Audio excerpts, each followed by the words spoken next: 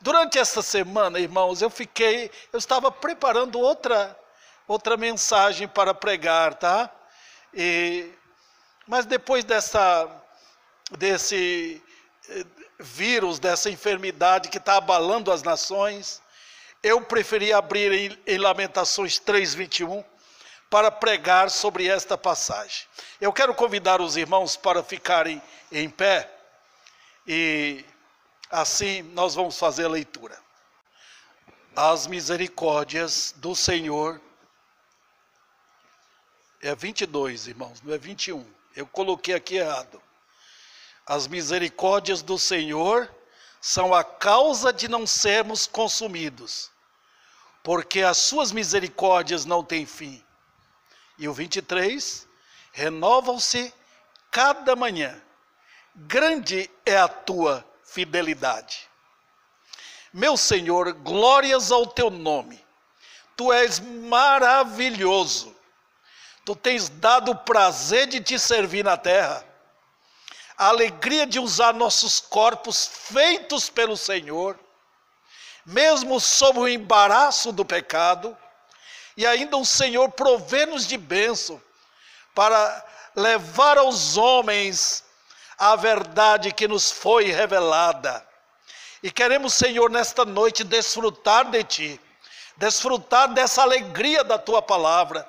Queremos ver Tuas maravilhas aqui aos nossos corações, porque o que Tu falas é pura verdade. E queremos, Senhor, encher-nos de humilhação, para que o Senhor esvazie o nosso ego, nos ponha no pó, ao sabermos daquilo que o Senhor tem falado para o nosso bem, inclusive para o bem da população mundial. E nós queremos Te agradecer por esse tempo, e louvamos ao Senhor por isso. Engrandeça, enfim, o nome do Senhor, que Jesus Cristo seja visto em nossa geração como grande Salvador e Senhor, diante de quem nós temos que curvar-nos para buscar dele suas misericórdias. E é isso que nós te pedimos agora, em nome de Cristo. Amém. Podeis assentar, irmãos. A livre misericórdia de Deus.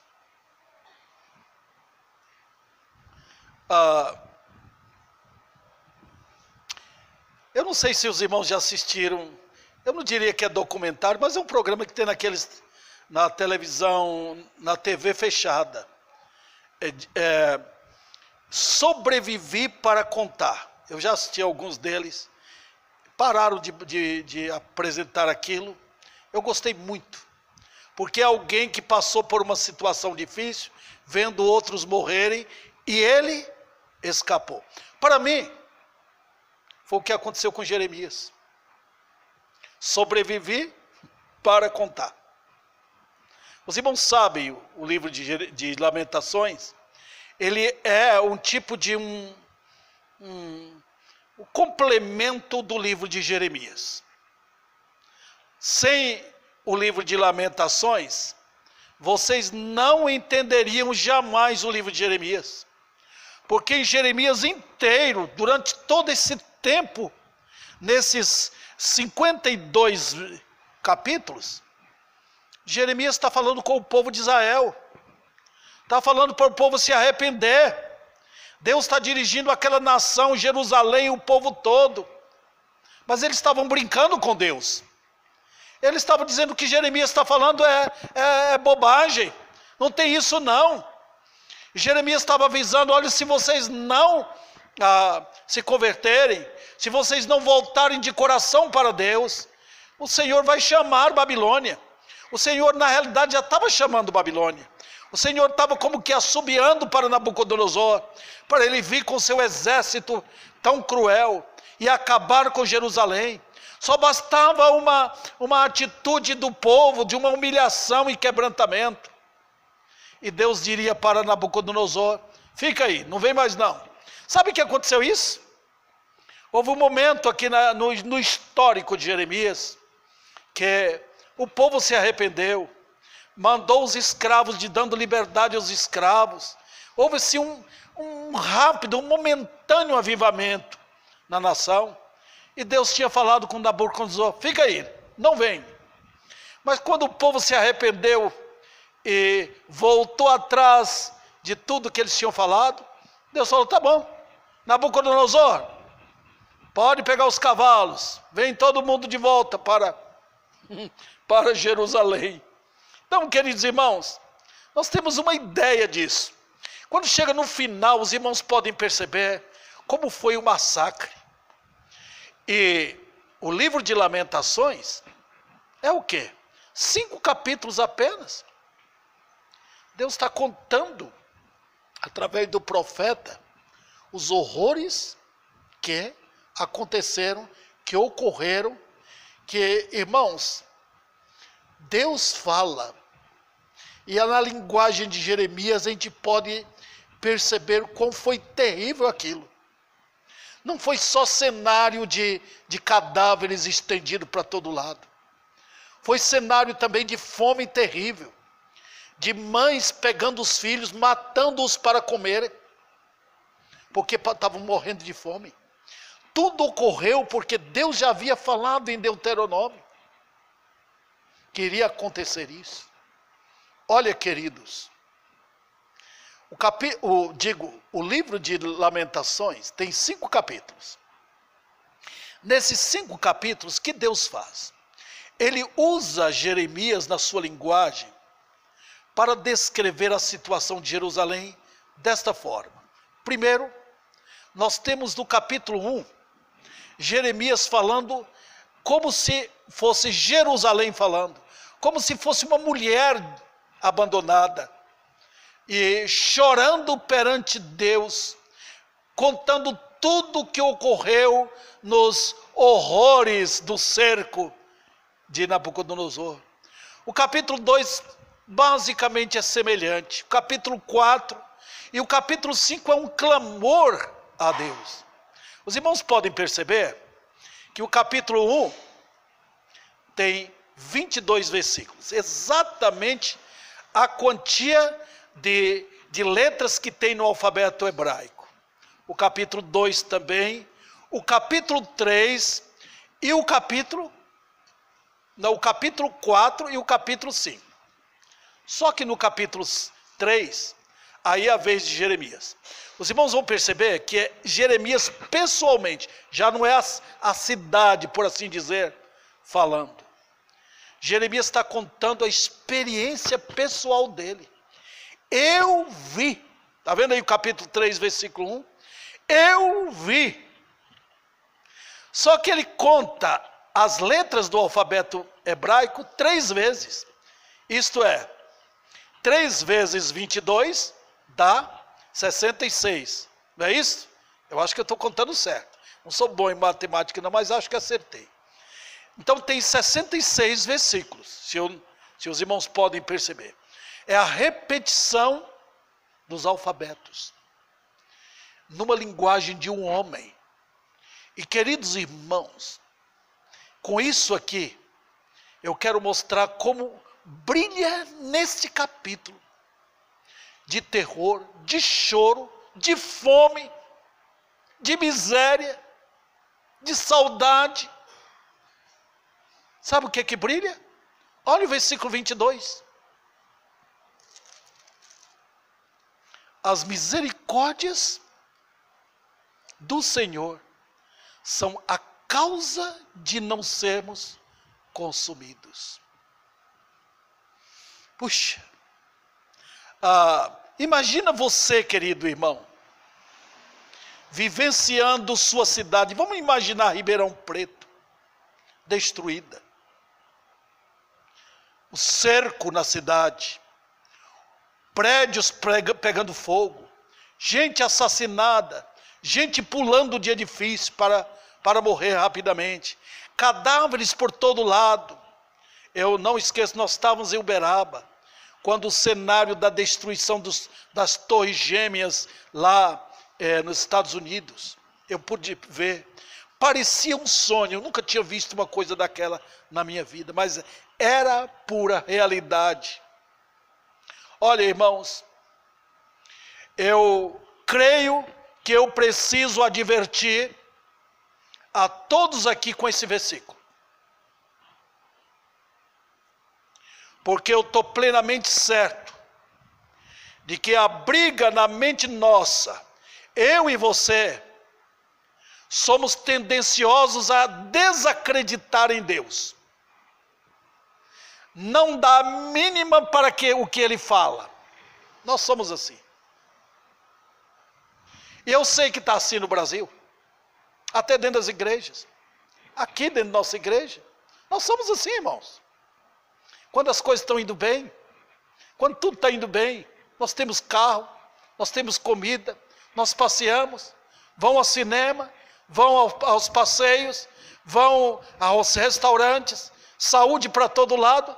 Nós esquecemos desse detalhe. Os irmãos lembram em Deuteronômio 28, é o maior capítulo do livro. Mas naquele capítulo, Deus fala com o povo de Israel. Eu sei, vocês vão receber tudo de mão beijada. Vocês vão entrar na terra prometida. Vocês vão ter casas, vocês vão ter plantações, vocês vão ter cisternas abertas. Vocês vão ter tudo de mãos beijadas que eu estou dando. E vocês vão esquecer de mim.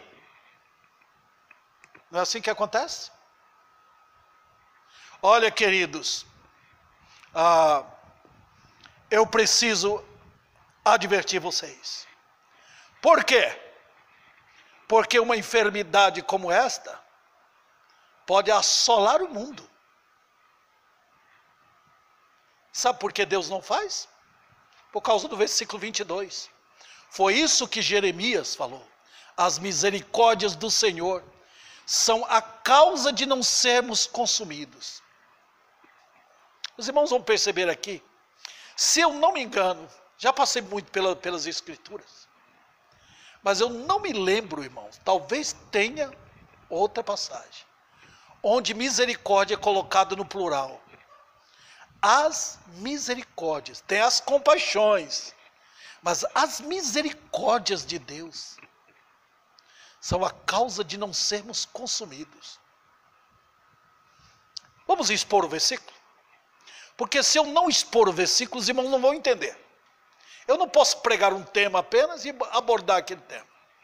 Eu tenho que pegar o texto e expor o texto. Vamos lá. A primeira lição aqui que aparece é que, ao retirar as misericórdias de Deus, o que aparece? O juízo. É como se fosse, irmãos, uma tampa de um bueiro. Está aquela tampa bonita ali. Você abre, o que aparece? Ratos, baratas, cobras, escorpiões. Vamos tentar dar outra ilustração? Ao retirar a misericórdia de Deus, vem o juízo. Ilustremos o seguinte. Supomos que está aqui uma porta fechada, está tudo bem, todo mundo cantando, todo mundo alegre. Ao abrir a porta, aparecem ladrões, malfeitores ou feras, outras coisas assim.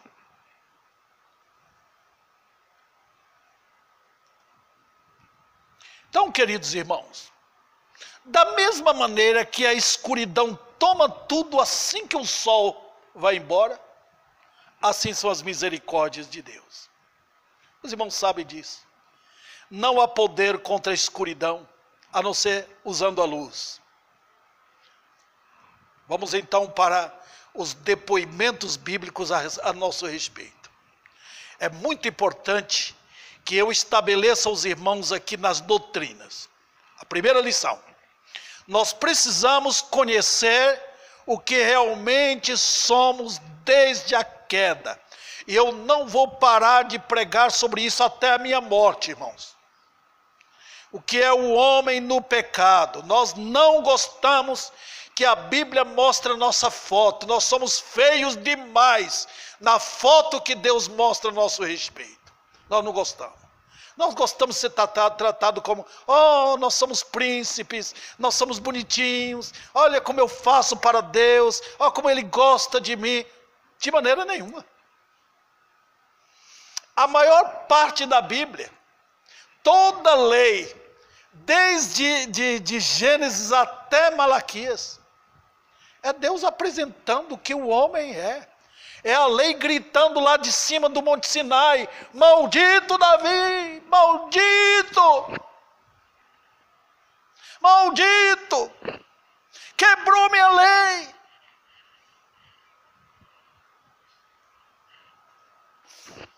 Então, queridos irmãos, nossa culpa, nossos caminhos perversos e toda a nossa disposição para manter-nos rebeldes contra Deus.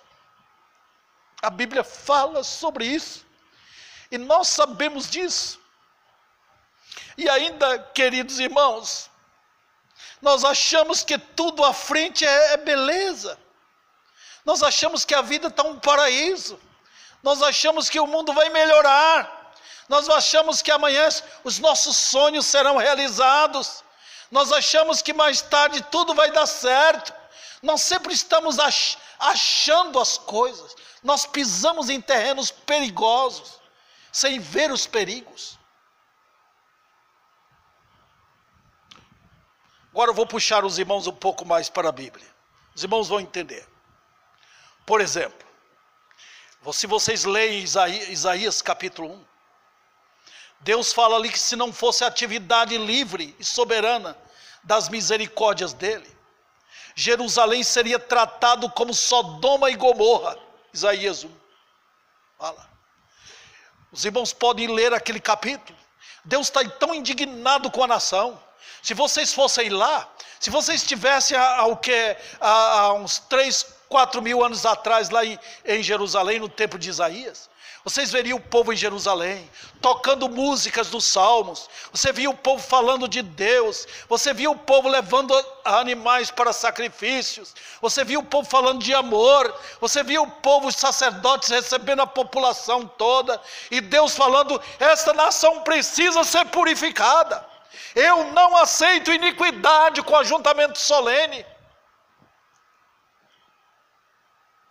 E se não fosse as minhas misericórdias, se não fosse o povo eleito que está aqui nessa cidade, eu já teria destruído tudo, como eu fiz com Sodoma e Gomorra. Outra ilustração. Os irmãos lembram de Ló?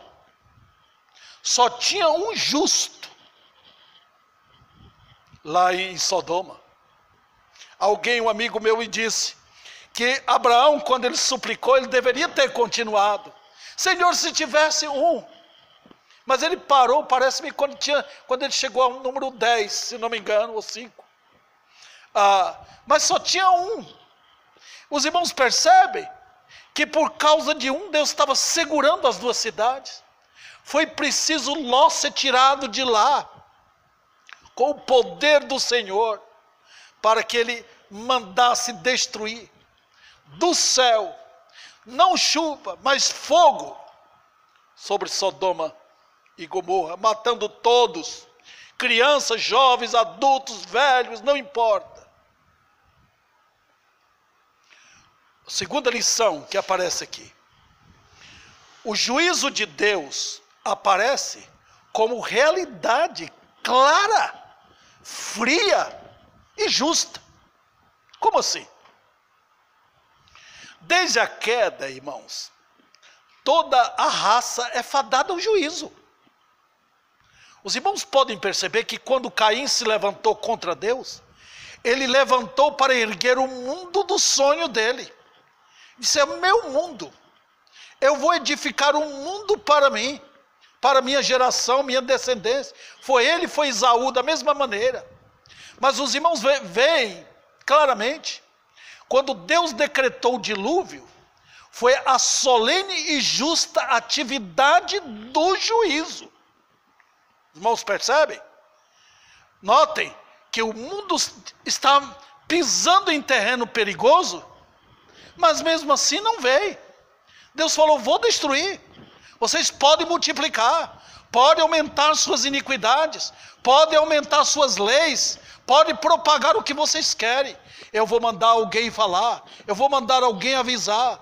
Deus tirou Noé com poder, dando a bênção da salvação, mas depois veio o juízo e exterminou a todos. Queridos irmãos, o mundo,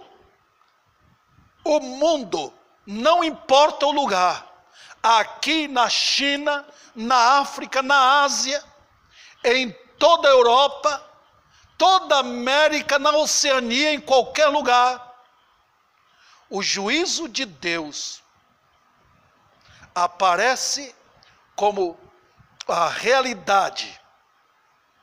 O mundo é o palco dos santos juízos de Deus, dentro e fora do homem. Ele afirma que ele realiza isso sobre toda a face da terra. Os irmãos conhecem aquele texto de Jeremias? Eu, o Senhor, opero misericórdia, justiça e juízo sobre a terra. Não tem um lugar no mundo que é melhor do que o outro. Todos estão debaixo do juízo. A misericórdia, queridos irmãos, é o tapete vermelho de Deus. Por onde você vai, você vê misericórdia. Se você for na China, se você for no Japão, se você for em toda a Europa, você vê Deus colocando tapete de misericórdia para que o homem passe ali. Mas sabe de uma coisa? Ele afirma o quê? Ele diz: a terra é minha. A terra não é do brasileiro. Quem preside não é o Bolsonaro, não é o Trump lá nos Estados Unidos, não são os outros presidentes ou reis. Sou eu que presido as nações. Ele diz nos Salmos, e ele até adverte: cuidado com os rebeldes. Ele diz: a terra é minha.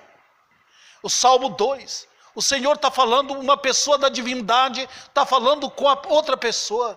Eu dei a herança, as nações por herança, ao meu filho. Já imaginou? E ainda ordena no final daquele salmo, para príncipes, juízes, autoridades beijarem o filho.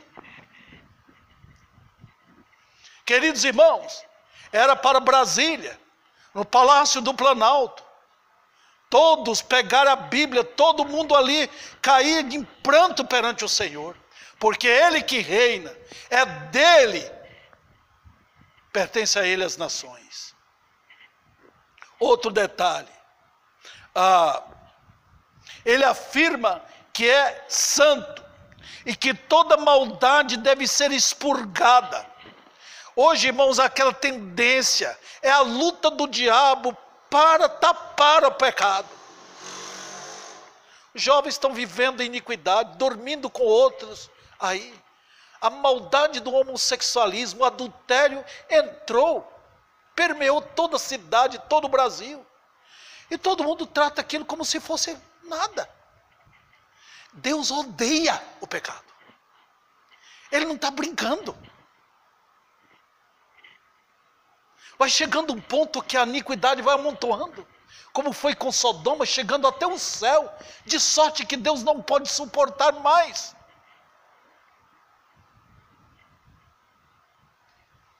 Ele afirma, os irmãos sabem disso, que ele nunca vai deixar o culpado por inocente, a não ser na salvação. Nunca. Então vamos tentar explicar isso aqui melhor para os irmãos? Vamos lá. Presta atenção. Por detrás de toda aparência está o juízo de Deus. Vou repetir.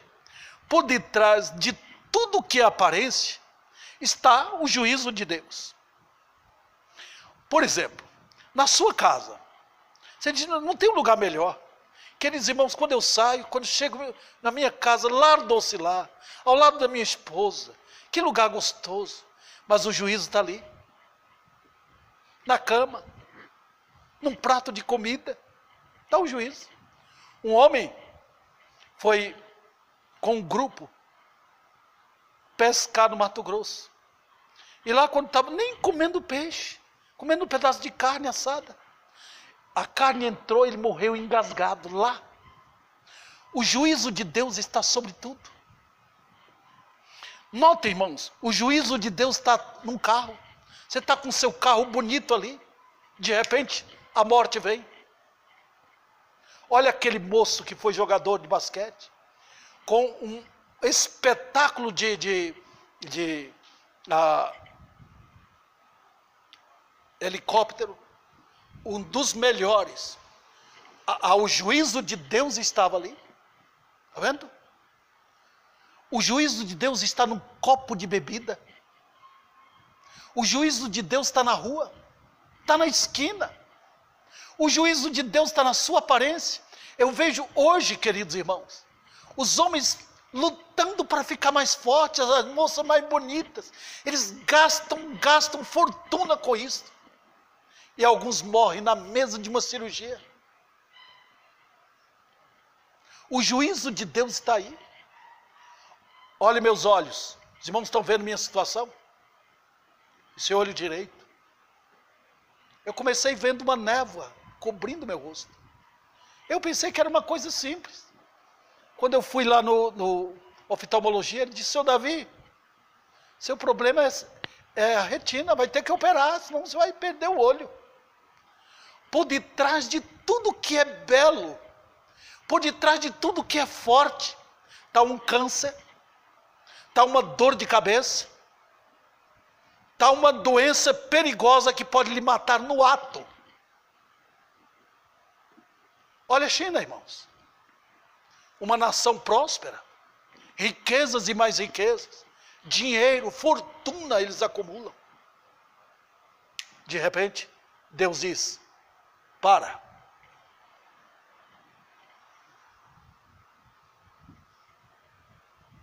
Aquilo que os homens buscam nos prazeres é apenas superficial, queridos irmãos. Essa ênfase que dá a comida, que dá aquilo que traz paixões. Está o juízo de Deus por detrás de tudo isso. Tudo é um palco de quê? De explosivos celestiais. Os irmãos lembram de Belsazar? Como ele pegou os apetrechos que trouxeram de Jerusalém, coisas que foram santificadas, num desprezo a Deus, numa blasfêmia contra Deus, levou para os farras dele lá no palácio, reuniu todos os funcionários públicos, com suas mulheres, e foram para a farra, foram para o seu carnaval interno, né? E tomando suas cervejas, seus vinhos lá. Mas notem como Deus acabou com a festa. Ele tirou o que parecia bonito e mostrou que por detrás daquilo que é belo tem o juízo. Pronto, acabou. De repente Deus faz isso. Aquilo que era festa terminou em tremor. Tremou de tal maneira que o rei batia suas pernas uma na outra de tanto tremer. Os irmãos percebem? Vou tentar realçar isso mais. Veja, por detrás de toda aparência, desculpe aqui, já tinha falado sobre isso. As minhas vistas às vezes embaralham aqui. A permanência da dor. Os irmãos percebem? A comida que eu comi passou. A alegria é instantânea, mas a dor permanece. Notem, irmãos, nós sempre estamos cuidando para que a dor não fique. Esses dias eu tive que ficar, ainda todos os irmãos percebem, de ficar de cabeça baixa. E essa parte aqui, dói muito, eu tenho que deitar para melhorar. Por quê? A dor que é juízo está. A fome está como juízo. Eu tenho que trabalhar, lutar para ter comida em casa, senão vou morrer. Veja bem, irmãos, a sede está aí perto, se faltar água, eu vou morrer. A tristeza está presente, não a alegria. O luto está presente, a depressão está presente, a miséria, o abandono e, enfim, a morte. Você não pode tirar isso, você não pode, está tudo presente. Nós lutamos aqui para encobrir isso. Então, queridos, potencialmente, essas coisas estão aí. Só o céu que não vai ter isto. Enfim, toda a nossa tendência é cobrir e ignorar. Mas os resultados do pecado são permanentes neste mundo. O salário do pecado está por todo lugar, em todo neste mundo, e andamos por lugares perigosos.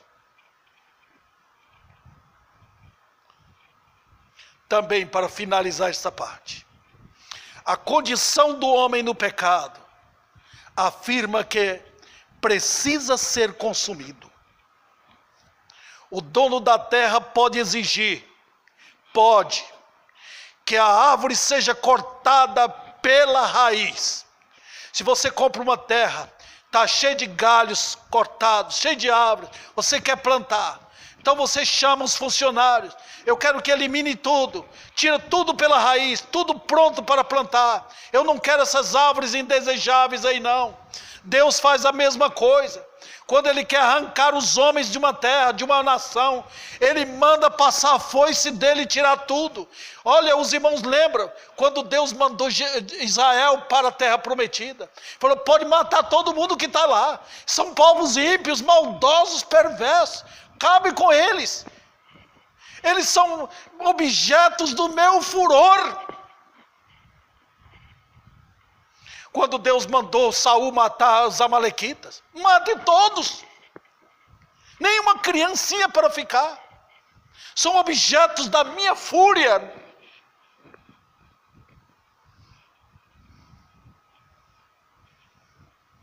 As obras pecaminosas requerem que os homens sejam consumidos com extrema facilidade. Irmãos, não tem para Deus um problema sequer de tirar milhares de pessoas da face da terra num segundo.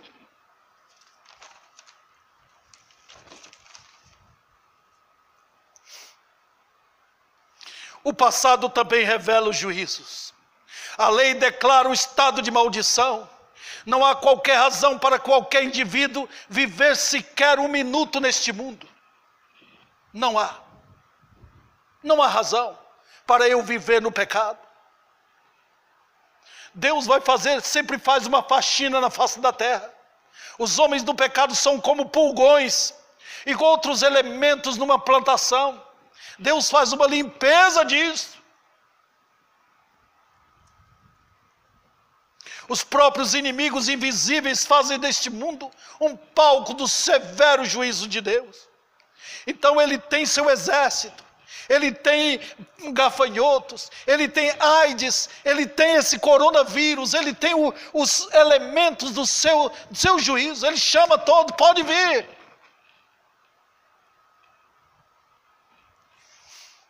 A presença também de Satanás. Ele comanda o mundo na tentativa de ser igual a Deus. A presença da morte, ela trabalha constantemente para o inferno. Não tem sossego aqui, irmãos. Não tem um lugar permanente. E o mundo vil, o mundo perigoso, que desafia Deus e as leis de Deus. E Deus já provou isso várias vezes com nações e indivíduos.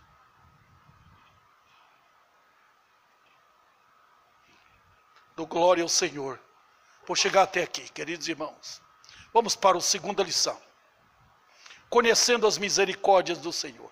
Porque ele diz no texto que as misericórdias do Senhor.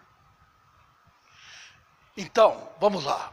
Em primeiro lugar, devemos reconhecer que nada sobraria para contar, caso não fosse a misericórdia. Queridos irmãos, Deus fez sobrar Noé 3 filhos e as 3 mulheres só. E matou todo mundo. Milhões de pessoas naquele tempo. Os que foram salvos do pecado, os que agora estão vivos aqui, eles são alvos da misericórdia de Deus. Aqueles que estão trabalhando, estudando, alimentando, passeando, brincando, é misericórdia. Quando Deus fala, eu vou deixar as crianças pulando na rua, jovens cantando, moças e rapazes namorando e casando, Isso é sinal de misericórdia de Deus. Quando você vê um homem trabalhando, voltando para a sua casa, ficando com a família, final do mês ganhando seu salário, cuidando da sua casa, comprando algumas coisas, misericórdia do Senhor. As misericórdias dele devem ser o tema de nossas buscas, irmãos. Nosso conhecimento. Eu vejo como os crentes hoje não querem saber disto. Eles querem outras coisas, querem viver atrás de passeios, de outras atividades. Mas as misericórdias de Deus devem ser a nossa intensa busca. Eu quero saber mais dessa misericórdia de Deus. Eu quero saber por que Ele teve misericórdia de mim. Por que Ele me tirou das trevas. Por que Ele me salvou do pecado. Eu quero saber. Deus fez muito mais, queridos irmãos, para mostrar suas misericórdias na natureza. Ele gravou tudo em sua palavra. Olha, queridos, o que nós temos na Bíblia, várias e várias e várias vezes Deus repetindo as misericórdias dele. Corramos em busca dessas verdades. Ele também gravou sua misericórdia na história. Gravou, queridos irmãos, nações foram destruídas e outras não. Reinos foram arrancados pela raiz, outros não. Ele gravou sua misericórdia também nos corações santificados. Porque só os crentes podem cantar. Rendei graças ao Senhor, rendei graças. A sua misericórdia dura para sempre. A igreja deveria estar junto, todo mundo cantando, todos os dias reunida. As misericórdias do Senhor, todos até chorando por isto, todos alegres por isto. Ela é buscada, amada e desejada, deveria ser. Por quê? A misericórdia é como uma passarela sobre um precipício. É como se Deus colocasse uma longa passarela sobre um precipício. É como um guindaste nos erguendo de um abismo. Essa é a misericórdia de Deus. Ele também, irmãos, gravou sua misericórdia, mesmo no meio dos trovões da sua santa lei. Quando Deus dá a sua lei, mesmo assim, Ele abre o coração para mostrar a sua misericórdia. Ele sempre falando, sempre mostrando sua bondade, o caminho sempre aberto, exposto ao pecador, para ele se arrepender. Mas finalmente aqui nesse ponto, Ele gravou sua misericórdia na cruz. Irmãos, só teve um homem para quem Deus ignorou completamente, tirou seu olho, um homem que clamou, livra-me, livra-me, tira esse cálice de mim, e o Pai ignorou, não mostrou nenhuma misericórdia por ele, deixou que fosse levado à cruz, como se fosse um objeto vil e desprezível. Foi o filho dele. Por quê? Porque ele deveria ser visto como o próprio pecado cravado ali. Olhe, queridos, para livrar quem? Para livrar um Davi miserável do inferno. Eu estava condenado para ser jogado não só no inferno, depois do lago de fogo. Eu deveria sofrer isso. Mas meu Senhor foi até a cruz, sofreu o horror da ira de Deus para me livrar. As balas da ira dele atingiram o filho e não a mim.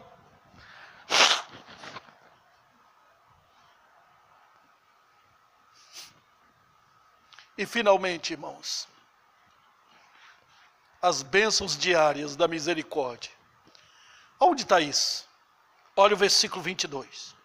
Elas se renovam a cada manhã. Oh, queridos, antes do nascer do sol, erguemo-nos de uma noite de juízo. Deus não prometeu que você vai viver amanhã. Você vai viver se Ele quiser. A casa é dele. Vamos supor que um amigo seu lhe hospede na casa dele. E você fica um dia. Você fica sem graça de ficar. É se Ele quiser que você vai ficar outro dia. Deus não prometeu que eu e você vamos viver amanhã. Não. Não foi nossa decisão, por incrível que pareça, de levantar, escovar os dentes, tomar café, ir para a escola, para o trabalho. Não foi nossa decisão. Sabe de quem foi? As misericórdias de Deus. Foram as misericórdias de Deus que impediram que o meu coração parasse enquanto eu estivesse dormindo. Foram as misericórdias de Deus que impediram que a casa que me dá o conforto não caísse sobre mim. Foram as misericórdias de Deus que pedras do céu não desceram para me destruir completamente com minha família. Foram as misericórdias de Deus que impediram que ladrões entrassem, matassem toda a família para roubar. E quando entra um novo dia, vai começar tudo de novo. Tudo de novo. Cada ser humano vive apenas um dia. E quando os homens se levantam, eles levantam para adorar a Deus? Não. Eles levantam para render graças ao Senhor? Não. Eles levantam, limpam a boca, escovam os dentes, tomam café e vão pecar. Saem para declarar que não querem o governo de Deus na vida deles.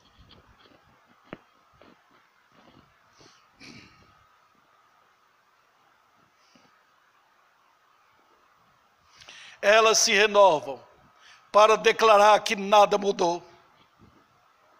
O viver hoje não será melhor do que o de ontem. Não.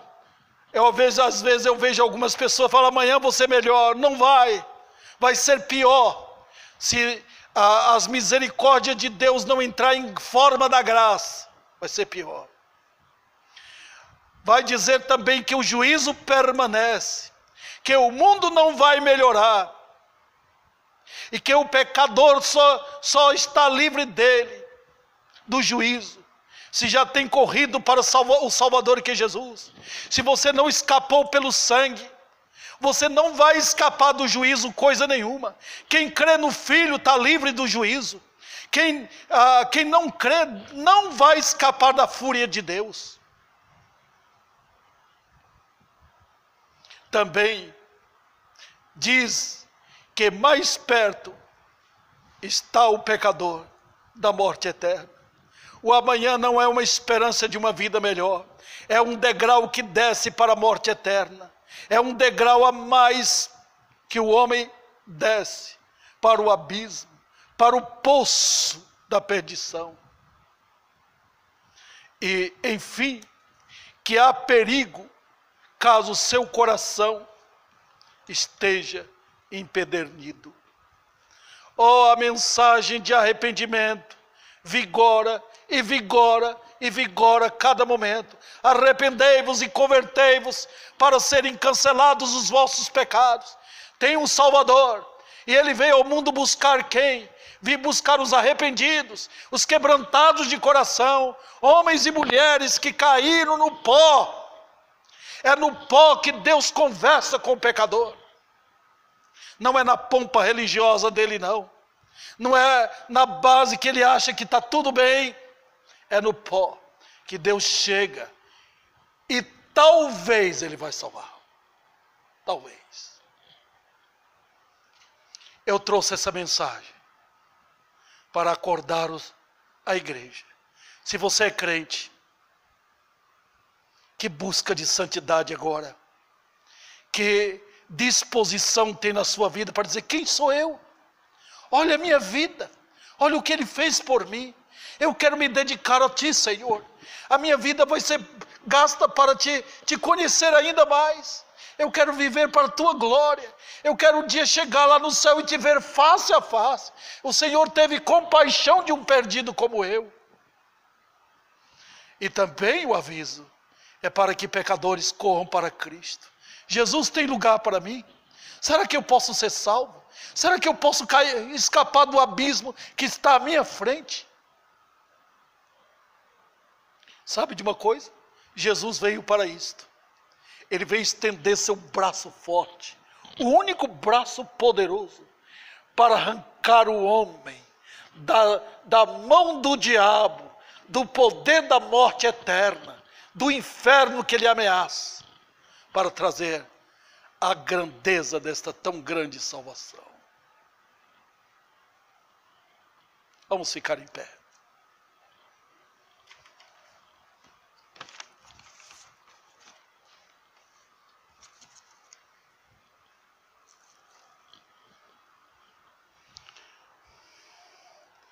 Meu Senhor, é tua palavra. Eu sou nada neste mundo. Apenas um porta-voz teu, que prazer para mim. E nós queremos nesta noite pasmar-nos diante da verdade. Lembrarmos-nos o que somos diante desse grande Deus. Que o nosso coração arrogante seja quebrado. E nós caiamos na nossa penúria, na nossa miséria, para reconhecer que somos exatamente nada. Foi pela graça que eu me converti. Foi a mão tua que me tirou. Foi assim nossa história. Vem, Jesus. Nós estamos precisando de um avivamento. Se não houver um avivamento em nossos dias, o que virá? Olha a marca da destruição. Olha a miséria da imoralidade, do homossexualismo, das maldades, da livre decisão de viver cada um segundo o que quer viver. Traz o avivamento, Senhor. Nós esperamos isso de Ti. Para que pecadores se convertam. Para que pecadores, segundo esta estrada de bênção, cheguem para Cristo, pedindo a Ele: Jesus, tem misericórdia de mim. Eu quero agradecer pelo dia. Por podermos, Senhor, em nossas tremendas limitações, poder ainda servir ao Senhor aqui. Agradeço pelos irmãos, pela bondade deles, pelo carinho e o amor que eles têm pela Tua palavra. Agradeço, meu Deus, pela vida de Leandro, por vir aqui com a família. E peço por ele, pela esposa e pelos filhos. Peço pelo nosso país, pela nossa cidade, pelo mundo. Que a mão tua de compaixão barre o avanço do coronavírus. Mostrando tua bondade pelo mundo ainda. Nós te pedimos. Em nome de Cristo Jesus.